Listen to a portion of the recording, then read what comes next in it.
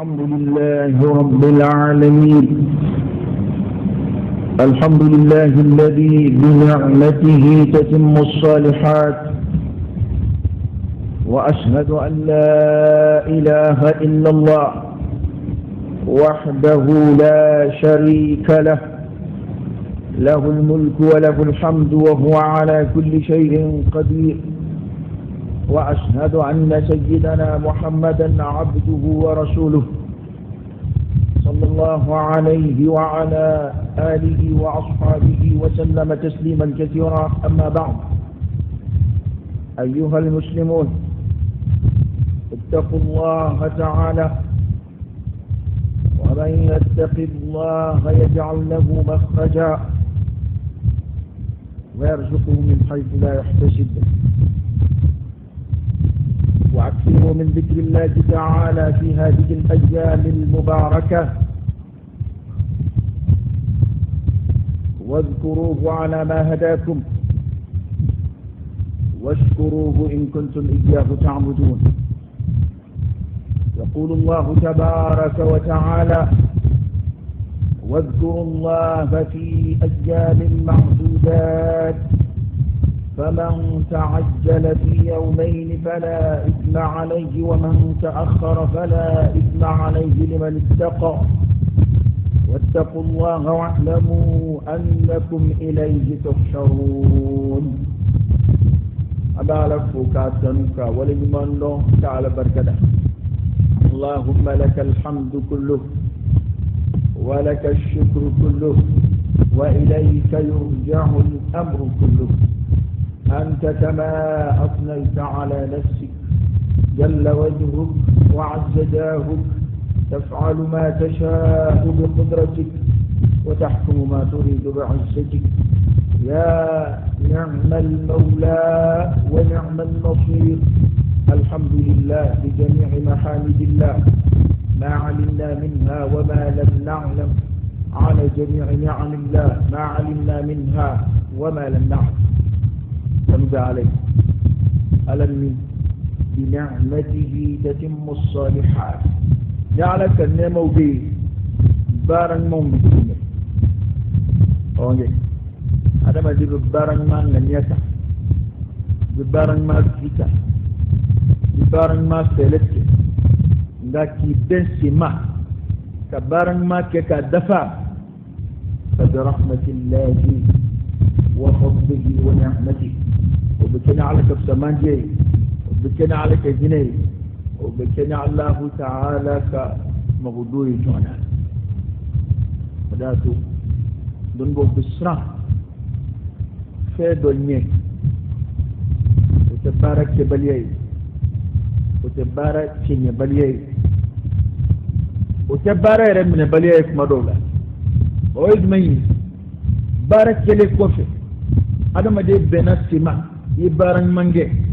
Alhamdulillah madawla ayra buguna buy akatu yere kenyena we nyeda halta srambike ika من ماذا؟ من العجب. كبائر العجب كبائر من مداخل الشيطان. شيطان يبدو دور adama de kanyaga yere la kanyaga kabara ala o be karni miede, o be cheni miede, setana ka o donda e bituguni miede. O de ma be ka bara yin buyastige alama o ala de ndeme ka ke ama keninere. la hawla wala quwwata illa billah. kana mira abada bara ngerani ere kace ay ngerani kafamai ngerani ablu silika ka alama ni cido nga kuma fle cido ni so fenja ala kula ni kubu ton abunya silika ka alama. la hawla wala quwwata illa billah. mana ni ala ka nema de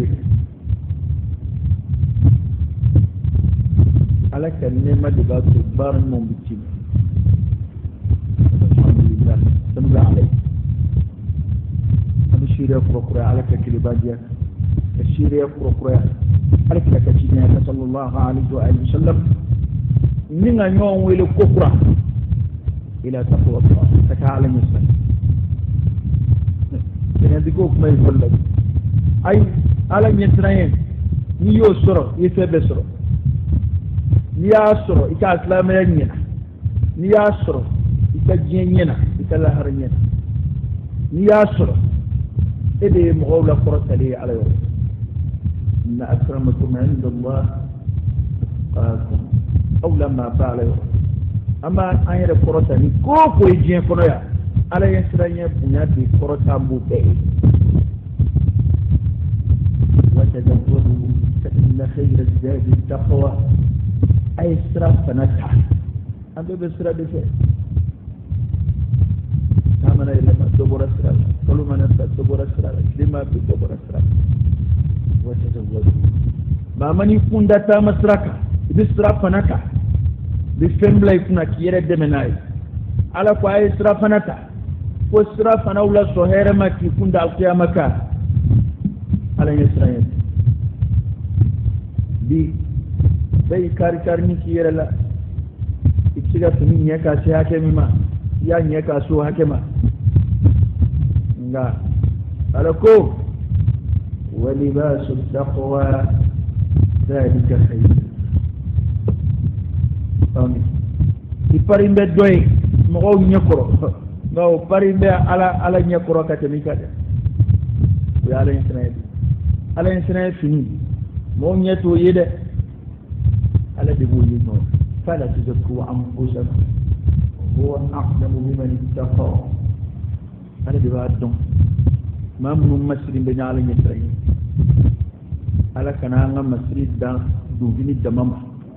amba ina ala ta'ala kan mu masri na ala Israel ala ka nga baro masri na ala Israel ma mi yon wile kana wa ala Israel ma علي ليبتا وعلى يسرى جوم نمي أقوى من يتق الله يجعل له مخرجا إذا ترف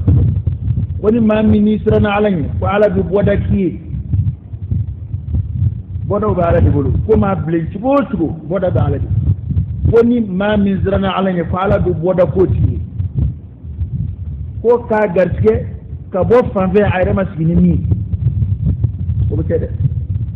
ki garske ka bo ini fanje ere maskinaye abada ko garske bi bo eni yinje ale o femba lalle yuta ale entran jong ya do surprise de kada ma de katime madawla fayda sudalika ude nyagarli kabbu kusurok madawla imaskinaye kibina min zoro ala ko dima emaye nona nga bolo wa ko ala kangina nation onge ala ka hero kle ana koro ya ala ka hero tu anga amaskini hero ko mun yek madawla ere ta don fa bi ni hakena mi ni o era kun den mboko na ala a dima tugola ere matina e babu ke tugo wala yakun yana ko ni wani ngoyin bana e halakira ka ba itura ni ngoyin ala bina bodaki mbati joma ala mitra ala faramba nyatra jonga de wa namu anna allaha ma'al muttaqin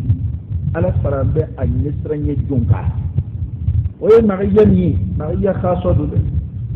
ala ni te faramba nyongo mati tenga ala nyina mo ngani yefaranga kerengere ndi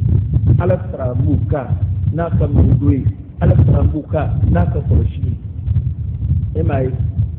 domina alikira sallallahu alaihi wasallam ay ibn abbas kala makan dawla man ya la insana kuma kawni domina alikira kama sallallahu alaihi wasallam tahfazullah yahfazuk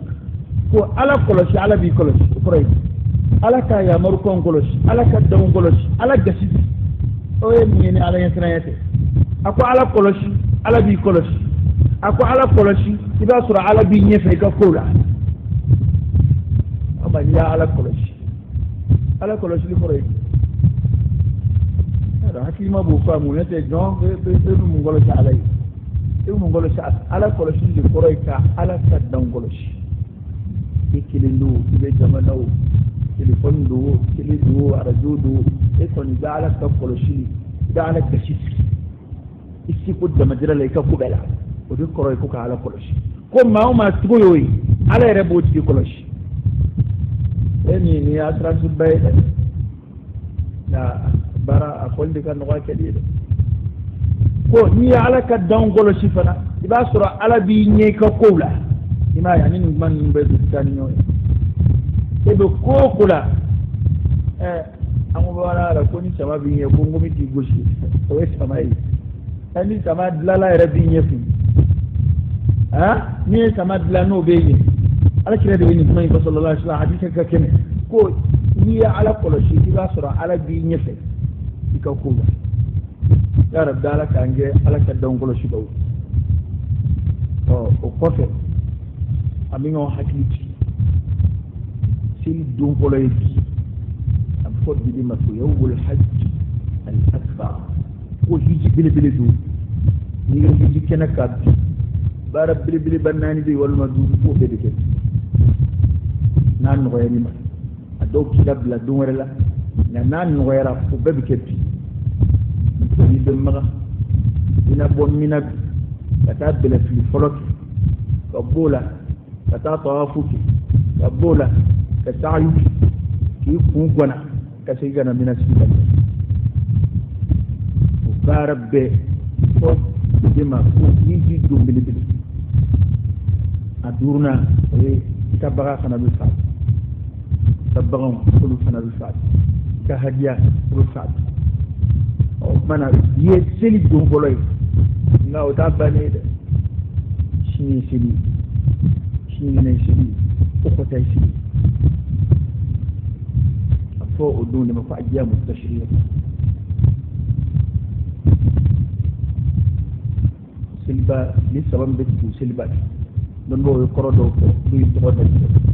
do ko ku ku mam be ci mina nu hadiyo fa ku be su wajani min ke be su wajani li sabay wono ko mina ci ko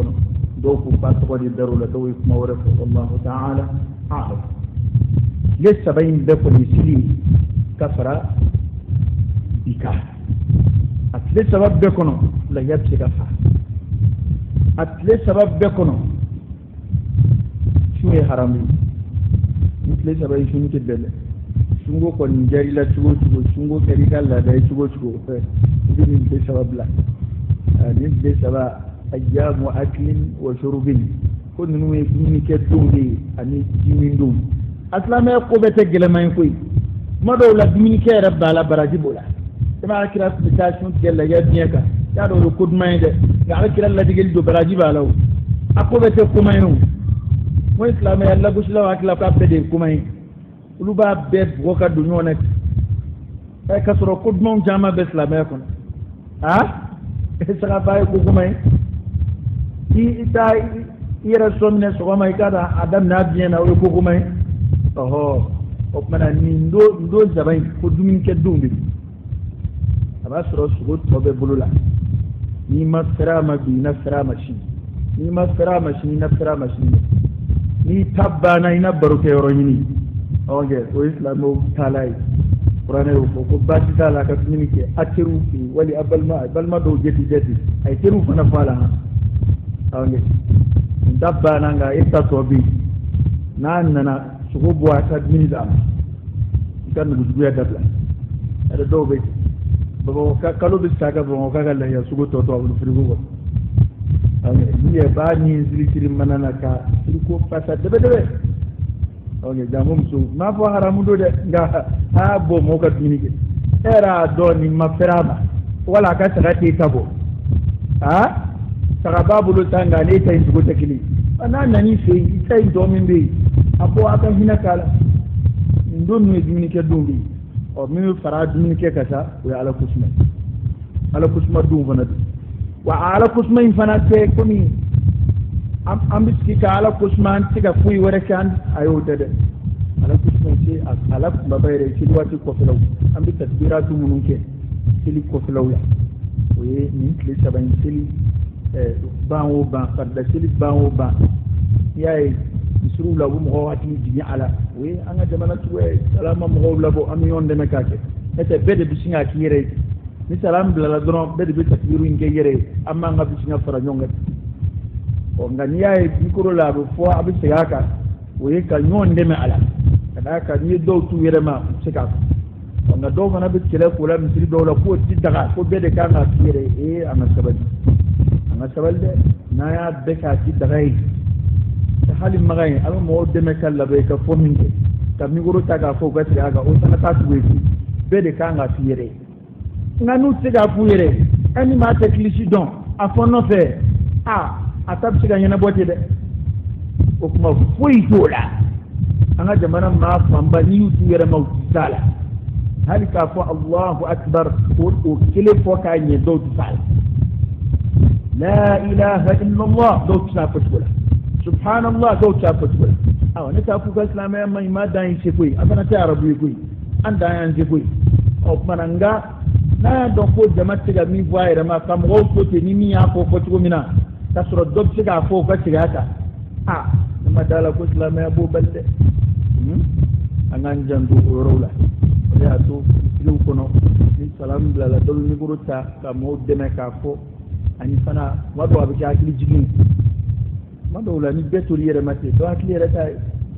ada ka dili sa ta kono shen dili bay wal ma shen fla mana tasbira tu dili bay de fana na ta kono shen kili ni ya damne ni ya ki matuga ji madawla gine oye ni kile sabai oye abara kulu mawdai anga hakili tola ta'ala kushma chaya ni kile sabai kono porose ko ala kushma wore tiga ka kono de ala kushma duli ni hiji kala ba suru minati ni nge defta wal masjid sabah yana aya ni reyu defo ako wazkuru allaha fi ayyam معدودات أكعلى كشما دون دوم جتي دوني من كان ده هيجي دون ما كحال نتي هيجي دين فنا فنا ده على كشما نتلين نمونا سلوات وكفي من أقول ما يروح كان ده هيجي دون ما وأكعلى كشما في أيام معدودات دون جتي دوني ما من جا لسه بدي ولا تبي كان مناسبة لسه بقول ما فلا على وفلا بتاع فمن تعجل في يومين فلا إثم عليه ونما من ذات الإسلام نمتكان ومن تأخر فلا إثم عليه ونما من أياكر فنك دفت لسبلا فلا إثم عليه من اتقى مثلنا علينا كباك شتاك لا شلا إدنا فلما إدنا سوانا أتون فلو أسبو على كسما دونجي أنا على كسما كاتشايا من دوننا عليه ويامر كين جميع أياف مدتوني نيه واعلموا أنكم إليه تحشرون أنتم كفوقا من السجالة فأنا أسجلي ونبلا بارو أمبولو بارو هذا ما ديرك كنينا ما يفدم نفسك تشيكا شيئا إني على كنيون بين أبيو دين لبنتي أنا على ديري ودوكا كي أنا دوم لا سهير ماي على ميان لا كاملا ano de bina nyon be do dola o kunga lilla don ne flexina e bay ni je fama babina nyoye madola alla ben bi damne alla pro ko president do bina na jamana ban madola kabini kalu da madobu na ce a kibaru yabo ko alla don bi damne a kibaru ternu bi damne ya adama dum yira dama ka nyon be a finu bi suwaji a kuma turu a diskuru bil laben fama bu beni femu no lubi labe na ala ni an la ka jed la ka ko kulu la am dini min du ala ni no la ay taga mun va bi ala ni ulu pali taga anye an wa ala ka nyombe bu baraw di fleti nani ko ka tashi ka saya وده تعالكم فمن كان يرجو لقاء ربه فليعمل عملا صالحا ولا يشرك بعبادة ربه أحدا كل ما من ودنا يا باكا وأن على بنا نيون به تسرو ما داود له ولو كجتلا ولو تبلا تقولون غير لا جا مغو تفويلا يعلى كنيون به إنهم كانوا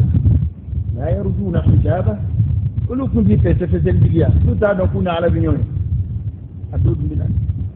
على بنا البكيري يسمى من جهة بلا تنزل أقول قولي هذا وأستغفر الله العظيم الجليل لي ولكم فاستغفروه إنه هو الغفور الرحيم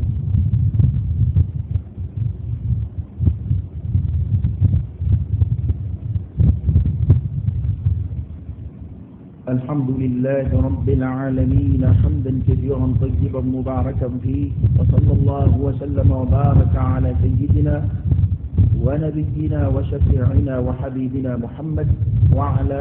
آله وأصحابه وسلم تسليما كثيرا. واتي منكم واتي فرلولو واتي جانغو كرنجر معنا جمانا منكم الحمد لله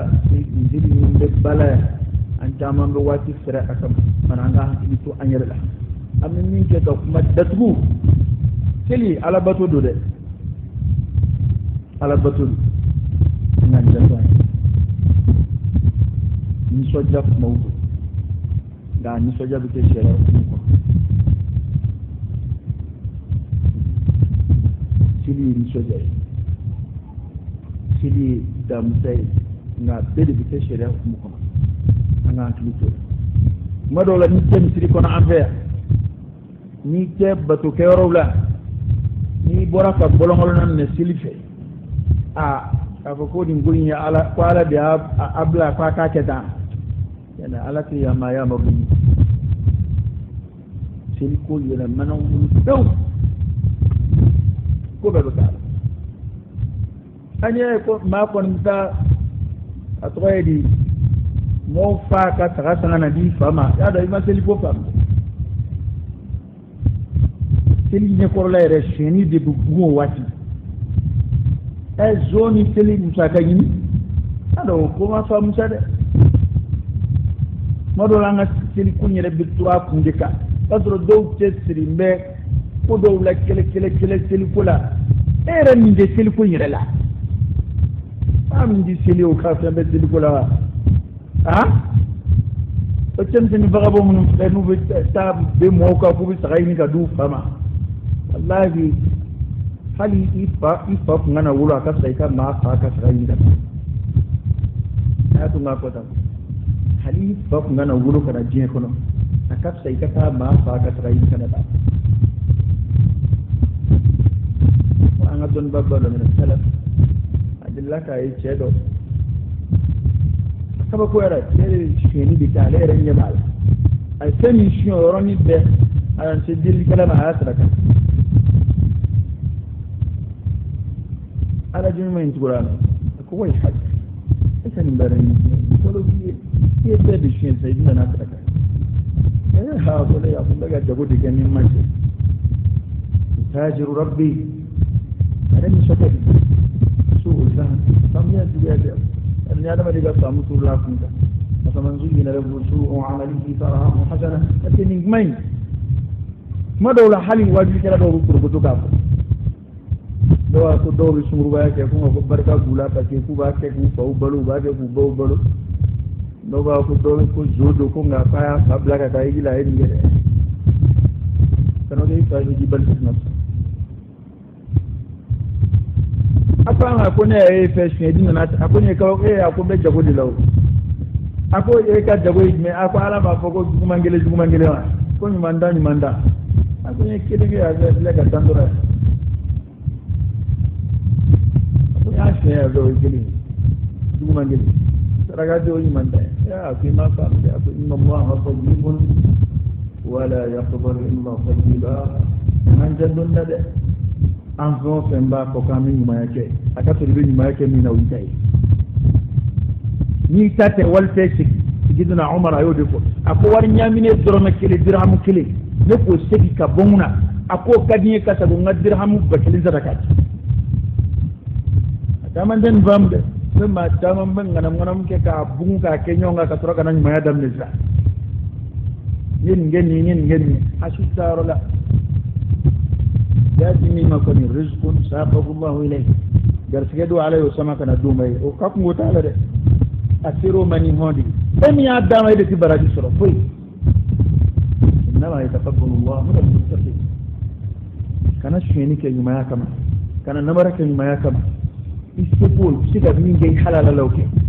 حلال من يالي ومن ومن دغون كوي يالي بارو من ومن دغون أنا جندون يروينا hala ve ma duba ko kama do ni akabara trop dadi ni aga bara sumade ngabi hinade dai ali de jomenu ka dugube ali de jomenu ka kabila be halna joni mali be ala ku fa le te baraji sidai mimma mami ete mu'mini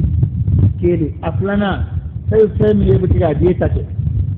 akun nay ka siga tigi de maw tiga wal beta ga ma yake no yu seda to ko mashi baranga njandu o rowla tel ko na ala ko di ala batu da nganjan do ngadi mbayawla mere ka mutini babanu pari ku blakene mati ku li kala ugenna ena la mo kam ka di mbayawla ti ma ko ma ti bokena male ma ko ko itigeda ni nyon ko ya ngade man Allah da furai bonyo yi wa ngade man Allah da furai na bedi kanga ke shere kon mutini na bal ko rakaba ede dedo ede nyekoro e dedo nga na bora mo ba fle de ma deti koro ba yenye koro fanga anjan do ro e dedu adama de tabiya kan ideti na koro yenye koro e nyet na bwa nga adon ko ni kum sodo na abu bwa ka sutura na abu bwa ka fini daluma bi na abu bwa akoro be gadaka wala do ko gadaka ni taro mi ku taro don ka den don bi yala ci cillati bu ko bela ni bora se ga so pa pe la dai ne ba sura o bu tini façon de ma mala kon mo fay nga li to ay al jamid wo ko ala kalima ni di am ana jamana ala ka bash ala ka hera do Allah in kun wa ala ka famu jam mun dai famu ya bale ya rabbi ala ka famu ya jam mun dai liman ya Allah ala kalima ni di anu mun wera ka je law defe mu gaddi bayawla de ya rabbi ala ka ambe si anga di bayawla ala ku furu ku do ala sagula daf ala kana ngati bayo ta ala sagoy ala ka barka do amono ga ala ka barka do an shila anga foto na ngake ta wala ku ben so amu barang ma mun fa ala ku baraka li no ya anya اللهم صل على سيدنا محمد وعلى آل سيدنا محمد وسلم ربنا آتنا في الدنيا حسنة وفي الآخرة حسنة وقنا عذاب النار ربنا لا تزغ قلوبنا بعد إذ هديتنا وهب لنا من لدنك رحمة إنك أنت الوهاب